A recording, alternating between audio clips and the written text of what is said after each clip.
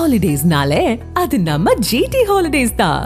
GT Holidays, South India's #1 travel brand. You know you are special when you're with GT Holidays.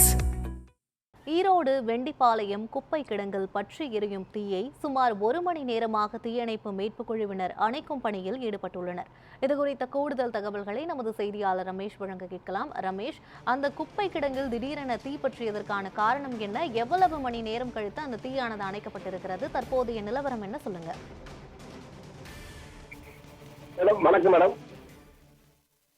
Erode மாநகராட்சி பகுதியில் சேகரிக்கக்கூடிய குப்பைகள் அனைத்துமே ஈரோடு வெண்டிப்பாளையம் பகுதியில் நாள்தோறும் கொட்டப்பட்டு வருகிறது. இந்த குப்பைகளில் இன்று காலை ஏற்பட்ட தீ விபத்தின் காரணமாக ஒரு பகுதி மற்றும் சிறிதளவு பிடித்திருந்த தீ காற்றின் வேகத்தில் மழையும் பரவி அனைத்து பகுதிகளிலும் தீ பிடித்து எரிந்து வருகிறது. மேலும் அதற்பகுதி சூழ்ந்து இந்த பகுதி முழுமையில் சுவாசிக்க முடியாத நிலையை ஏற்படுத்தி வருகின்றது. இதனால் இங்கு வசிப்பவர்கள் மிகவும் சிரமத்திற்கு உள்ளாகி இருக்கிறார்கள். தொடர்ந்து ஈரோடு தீயணைப்பு துறையினர் 2 வண்டிகள் கொண்டு தீயை அணைக்கும் ஈடுபட்டு வருகின்றனர்.